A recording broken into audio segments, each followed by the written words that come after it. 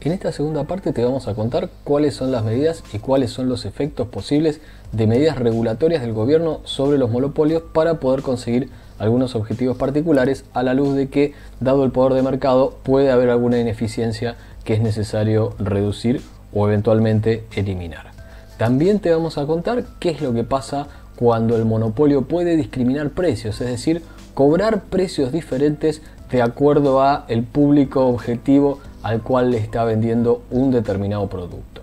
Finalmente vamos a hablar de un caso particular, que es el monopolio bilateral, cuando solo hay uno que compra y uno que vende, y la negociación se da mano a mano y depende del poder de mercado que tenga cada uno. Vamos a ver ahora algunos modelitos que permiten explicar los efectos de la política de regulación sobre los monopolios que puede tomar el gobierno. Vamos a empezar dibujando un modelo de monopolio a corto plazo. Tenemos el costo medio y el costo marginal de corto plazo, el ingreso medio que coincidirá con la demanda del mercado y el ingreso marginal, ambos decrecientes. Bajo estas condiciones, el monopolista va a maximizar sus beneficios produciendo y vendiendo la cantidad Q sub M, ya que para esa cantidad el ingreso marginal y el costo marginal se igualan, y para determinar el precio subimos hasta el punto de Cournot y vemos que P sub M es el precio que el monopolista va a cobrar, que es el que están dispuestos a pagar las personas.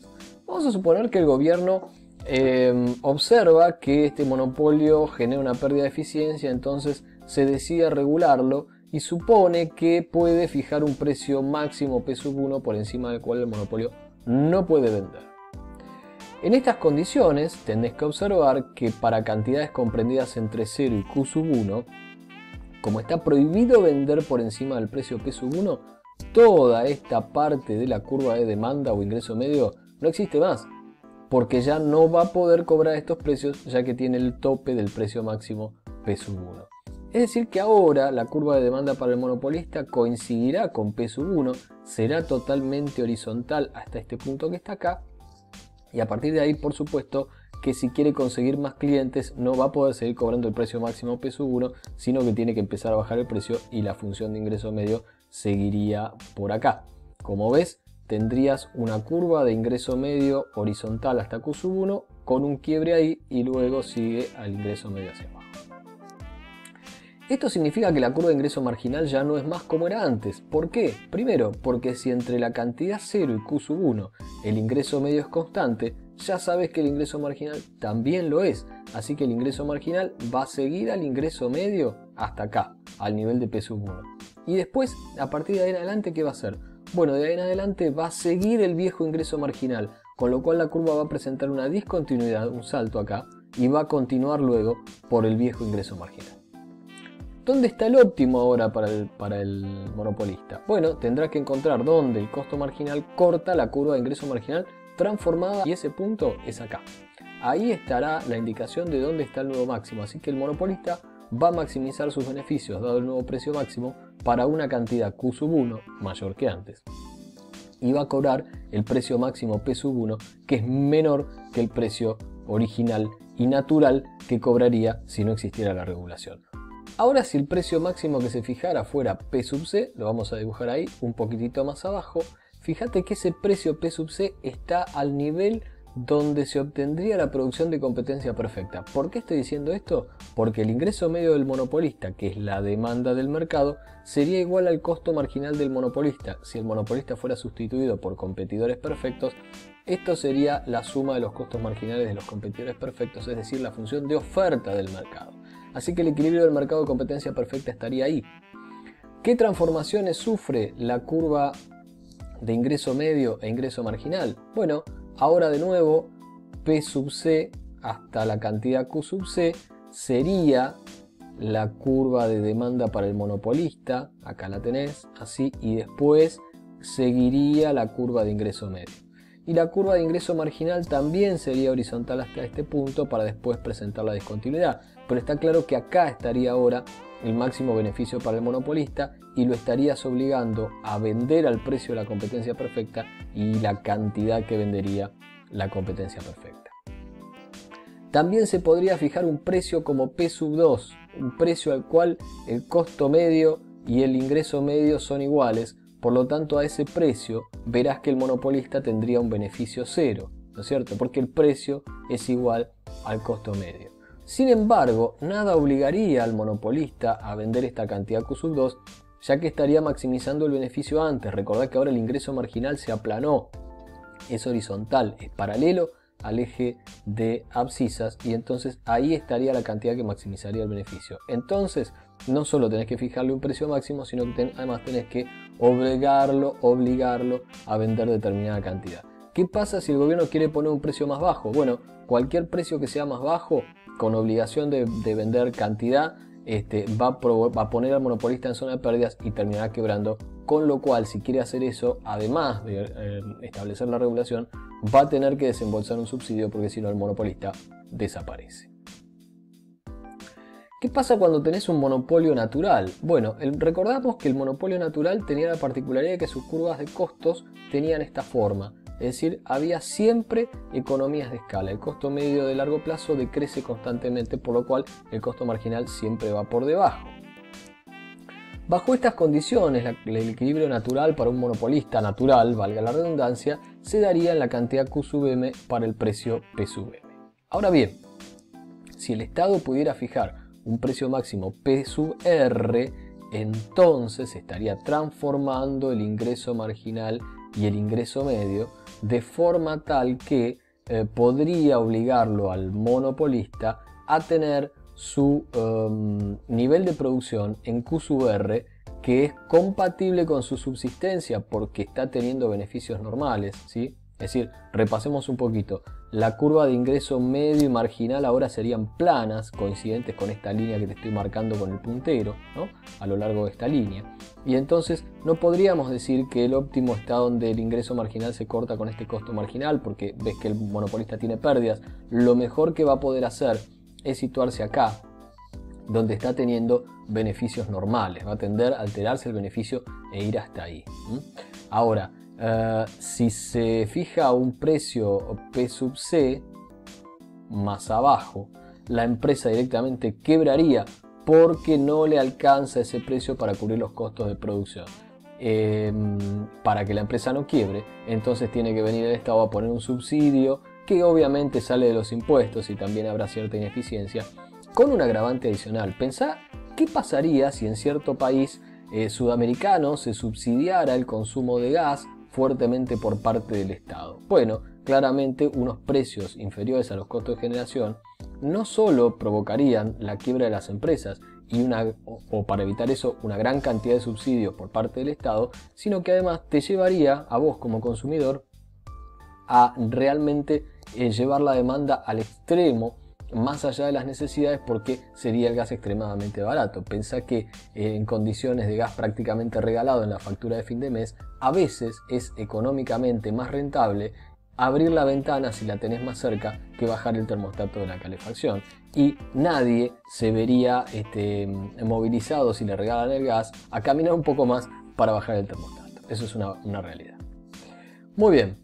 ¿Qué pasa con la regulación en la práctica? Porque bueno, a veces es muy común que en virtud de los costos de generación y de distribución de la energía eléctrica o del servicio de gas u otros servicios públicos, el Estado dé en concesión estos servicios a empresas privadas y por lo tanto tenga que, además de dar la concesión, luego regular la tarifa. No se puede asignar a un monopolio la explotación de un servicio público y dejar que cobre lo que quiera, porque evidentemente podemos llegar a tener algún problema, sobre todo en cosas de primera necesidad como la energía eléctrica, el gas de red, el agua, el servicio de cloacas, etc. Entonces es común que las tarifas estén reguladas y hay varios criterios para esta regulación. Te vamos a presentar dos. Uno es la regulación por la tasa de rendimiento.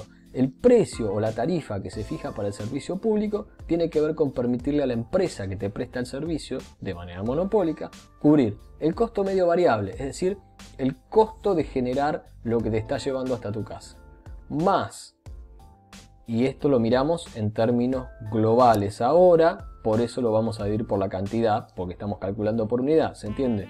Entonces tenés el costo medio variable, que es el costo por unidad variable, más unas cosas que hay que cubrir repartidas entre el volumen de producción. Esas cosas que el precio tiene que cubrir son la depreciación, es decir, la depreciación del capital aplicado, más los impuestos que hay que pagar, más una tasa de rendimiento sobre el capital invertido para llevar adelante la explotación. Esto puede llegar a generar un problema que se conoce en la jerga como la heladera dorada o la heladera de oro. Es decir, todos necesitamos tener una heladera en casa, pero esa heladera no tiene por qué ser de oro. Bueno, si vos le estás fijando un precio que cubra rentabilidad sobre el capital invertido, puede haber una tendencia a que haya una sobreinversión innecesaria para tener una rentabilidad sobre un capital que en realidad no se necesita invertir. El otro mecanismo de regulación es el price cap. En la Argentina de los 90, cuando se privatizaron las empresas, se aplicó este criterio. Esto implica revisar los costos variables de producción, el precio de un periodo anterior, cómo evoluciona la inflación. En Argentina se miraba no solo la inflación interna, sino también la de Estados Unidos, y el crecimiento de la productividad. Claro, la idea era que las empresas iban a invertir, debían cubrir ese gasto de inversión inicial, pero luego eso las haría más competitivas y eso permitiría que el precio se fuera con el tiempo revisando a la baja. ¿Adiviná qué pasó con la revisión a la baja de las tarifas? Nunca llegó.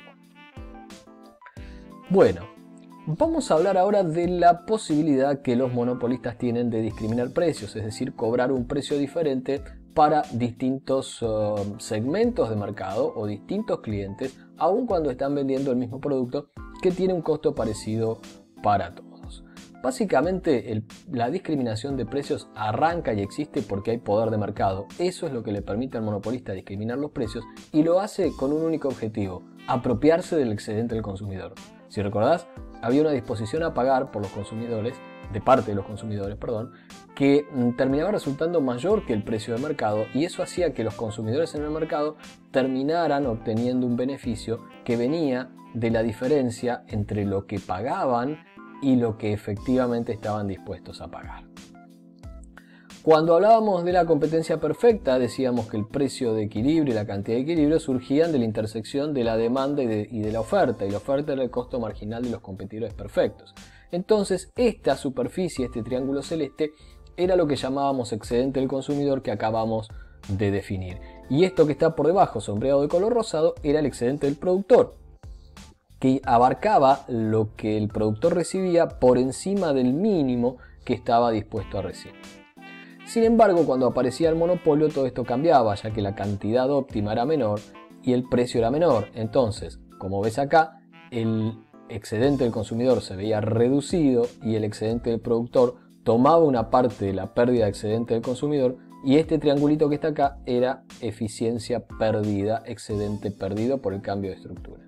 Ahora, ¿qué ocurriría si el monopolista, en vez de cobrar un único precio, en función de lo que le conviene, pudiera cobrar un precio a un segmento de mercado, el precio P sub B, y otro precio a otro segmento de mercado? Evidentemente, quienes están en esta zona y quienes están en esta zona ya no recibirían tanto excedente porque estarían pagando un precio más alto que el de mercado. Entonces perderían excedente que ganaría el productor. Este es el objetivo del monopolista cuando discrimina precios: apropiarse de un excedente que le correspondía a los consumidores y ahora se lo queda para sí. La primera forma de discriminación es la discriminación perfecta o de primer grado, que aparece cuando el monopolista le puede cobrar a cada cliente aquello que está dispuesto a pagar. Supongamos que tenemos una situación de un monopolista. Esta superficie sombreada de color rosa representa el beneficio variable cuando está cobrando un solo precio. ¿Qué es el beneficio variable? El ingreso total menos el costo variable. Estamos sacando de la cuenta el costo fijo porque estamos haciendo un análisis en términos marginales. Ahora, cuando el monopolista cobra este único precio, el excedente del consumidor es este triángulo que hemos remarcado con negro acá. Recordad que es todo aquello que estaba dispuesto a pagar por encima de lo que efectivamente paga. ¿Qué sucede si el monopolista se las arregla para cobrarle a cada persona, a cada cliente que viene o que aparece, el precio exacto que está dispuesto a pagar? Bueno, si pudiera hacer eso, entonces ya no habría un único precio, sino que le cobraría este precio a unos, este precio a otros, este precio a otros, y así sucesivamente podría ir haciendo lo que se llama discriminación perfecta. Le cobra a cada uno el máximo que está dispuesto a pagar. Si esto ocurre, la discriminación provoca que los beneficios aumenten en toda esta superficie celeste para el monopolista y que el excedente del consumidor simplemente desaparezca. También puede haber en algunos casos discriminación de segundo grado. Esto, el ejemplo característico es el de la provisión de servicios eléctricos. Los clientes mayoristas de las distribuidoras eléctricas pagan según la potencia. Entonces deberíamos pensar en que la compañía eléctrica, claramente un monopolio natural, además de legal concesionado, puede cobrar un precio P1, puede cobrar un precio P2 o podría incluso cobrar un precio P3. Si segmentáramos de esta manera, podríamos decir que en un primer tramo a los que consuman determinada cantidad les vamos a cobrar un precio más elevado, para los que estén en un segundo bloque de potencia intermedia vamos a cobrar este segundo valor, y para aquellos que están en el tercer tramo les vamos a cobrar un precio más bajo aún todavía. Esto lo que permite es mejorar incluso el bienestar de los consumidores, porque tengamos en cuenta que si no estaríamos en presencia de un monopolista que sin ninguna discriminación vendería Q0, cobraría P0 y chau. Sin embargo, la discriminación de precios permite hacer más eficiente la prestación del servicio, porque puede reducir el costo de producción, porque puede aumentar la producción, e incluso aquellos que consumen niveles mayores de potencia, en el caso de la energía eléctrica, llegar con una tarifa más barata. Tomamos un ejemplo de la vida real que vemos muy a menudo cuando vas al súper y ves cosas como estas. Lleve una y pague 9,20, lleve dos y pague 7,80 cada una. O por ejemplo esta, lleve una a 23,73 y la segunda tendrá un 60% de descuento. ¿Qué es lo que están haciendo? Te están cobrando la primera a un precio más alto que la segunda unidad. Están discriminando precios y están aprovechando esta idea del excedente del consumidor, que está dispuesto a abonar un precio más bajo por una cantidad más alta, en función de lo que veníamos aprendiendo todo este tiempo. Finalmente, el tercer tipo de discriminación es la discriminación de precios de tercer grado, para lo cual deben darse un par de condiciones. Primero, el monopolista tiene que enfrentarse a dos o más grupos o segmentos de mercado que tienen que tener elasticidades diferentes elasticidad precio de la demanda. Tienen que tener una sensibilidad distinta en la cantidad demandada a variaciones en el precio. Y adicionalmente, los grupos de consumidores deben estar separados, es decir, deben poder evitar los monopolistas el arbitraje. El arbitraje implicaría que algunos consumidores vengan y compren al precio más barato para revendérselos a aquellos que estaban dispuestos a pagar un precio más alto. Esto haría que el precio baje en el submercado caro y aumente en el submercado barato por efectos del arbitraje, y el precio se tiende a equilibrar. Por lo tanto, no puede pasar esto. Ejemplo de discriminación de precios: venta de entradas del cine para el día del estreno, o venta de entradas del cine para un día diferente donde el precio es más barato, o ofertas de tickets en 2x1 con determinado banco, o entradas para ir al estadio, la general y la de los jubilados. La de los jubilados es más barata. Vos no podés comprar entrada para jubilados y entrar a la cancha como tal si no lo sos, porque tenés que mostrar el carnet. Estas son las cosas que hacen discriminar precios. Por ejemplo, un café a las 3 de la tarde vale un precio y a la noche vale un precio más alto.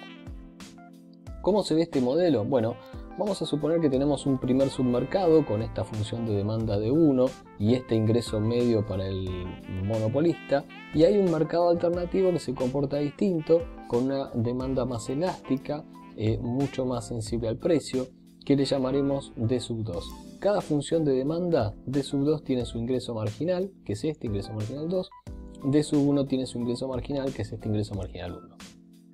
Ahora bien, el monopolista tiene un único costo de producción y se enfrenta a estas dos funciones de demanda, pero se enfrenta a estas dos demandas juntas, es decir, hay un único ingreso marginal y un único ingreso medio, que resulta de la sumatoria horizontal de los ingresos marginales y los ingresos medios de cada submercado. Por lo cual, el monopolista deberá tomar su decisión de óptimo analizando qué pasa con su costo marginal y qué pasa con esta curva de sumatoria de ingreso marginal. Si no discriminara precios, el óptimo estaría ahí, en ese punto rojo. Vendería la cantidad Q sub T y debería subir hasta una hipotética suma de ingresos medios y determinar un precio único. Sin embargo, al monopolista le va a convenir discriminar los precios, cobrar un precio más elevado allí donde la demanda es menos sensible. ¿Cómo lo logra? Bueno, primero tiene que repartir el mercado, saber cuántas unidades vender en cada submercado. Si este es el costo marginal que maximiza el beneficio, es decir, va a producir unidades hasta llegar a Q sub T, de modo tal que el incremento en el costo marginal de la última unidad producida sea igual a este valor que estamos midiendo acá en la ordenada.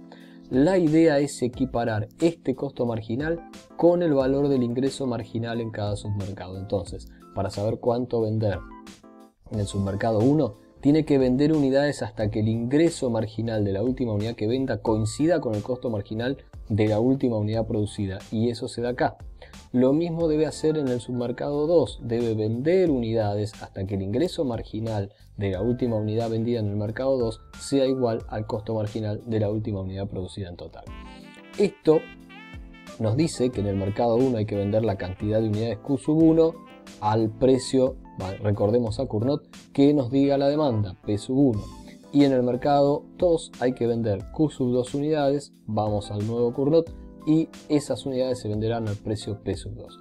El monopolista cobrará un precio más alto en el mercado que tiene una demanda menos elástica y un precio más bajo en aquel mercado en el que la demanda reaccione más al precio.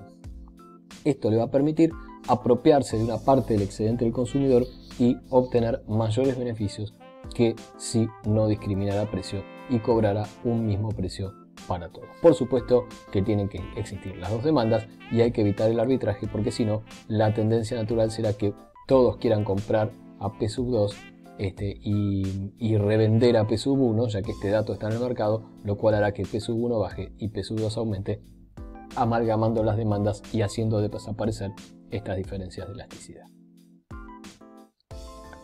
Vamos a hablar finalmente de un caso particular, que es el monopolio bilateral, que aparece cuando hay un único comprador y un único vendedor. Y te vamos a explicar dónde está el equilibrio, si es que lo podemos encontrar, porque tengo mis serias dudas. Mira, vamos a dibujar una función de oferta de mercado del bien que estamos analizando y una función de demanda de mercado. ¿Está bien? Ten en cuenta que es una función de oferta y una función de demanda. En condiciones normales, el equilibrio en este mercado estaría para la cantidad Q sub 0 y el precio P sub 0, pero esto no es un mercado normal. Tenemos un solo demandante que tiene poder de mercado, un solo demandante, un solo comprador, al que le vamos a llamar monopsonista, y un solo vendedor, un monopolista. Tenemos entonces un monopolio bilateral. Hay un solo comprador y un solo vendedor tironeando uno de cada lado del mercado. Podríamos decir que la demanda del mercado es un dato para quien va a vender. Recordad que la demanda viene del lado del comprador. Entonces, la función de demanda es para el vendedor su función de ingreso medio. Y para el vendedor, la función de oferta es su costo marginal. Recordad lo que aprendimos en competencia perfecta, acá funciona igual. Su costo marginal sería la oferta del mercado. Ahora bien, si este es el ingreso medio del vendedor, es porque hay un ingreso marginal. El ingreso marginal tiene también pendiente negativa y el doble de pendiente que el ingreso medio. Lo dibujamos acá, es esta curva que estás viendo. ¿Qué es lo que querrá hacer el vendedor? Bueno, el vendedor claramente quiere maximizar su beneficio como buen monopolista, que es vender una cantidad tal que implique que el costo marginal corta de abajo hacia arriba el ingreso marginal. ¿Y qué precio va a querer cobrar? Bueno, el vendedor tiene su punto de Cournot y este es el precio que va a querer cobrar. Vamos a ver el negocio del otro lado. Ahora tenemos al monopsonista, al único demandante, el único comprador que hay en el mercado. La función de demanda de alguna manera refleja las preferencias del comprador. Es de algún modo su ingreso marginal. Del mismo modo, la curva de oferta para el comprador es un dato representa los precios que tendría que pagar para acceder a distintas cantidades de bienes. Por lo tanto, para el comprador, la curva de oferta se convirtió en el costo medio. Si esta curva es el costo medio del comprador, hay también un costo marginal y el costo marginal va por encima del costo medio. Tiene el doble de pendiente que el costo medio si es que el costo medio es lineal. ¿Qué es lo que va a querer hacer el comprador? Bueno, maximizar su beneficio. ¿Dónde está su beneficio? Donde su curva de ingreso marginal, la de demanda, se corta con su curva de costo marginal, esta que hemos construido, y ese punto es ahí. Esta será la cantidad que desea demandar el comprador. ¿Y qué precio está dispuesto a pagar? Bueno, está dispuesto a pagar este precio. Sin embargo, querrá pagar el mínimo precio posible al cual el vendedor está dispuesto a ofrecerle el bien. Y ese precio está por acá abajo. Este precio es el precio que el comprador estará dispuesto a pagar.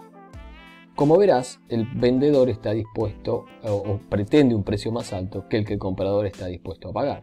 Y entonces habrá una puja entre este punto de equilibrio y este otro punto que va a definirse en función de quién tenga más poder de mercado.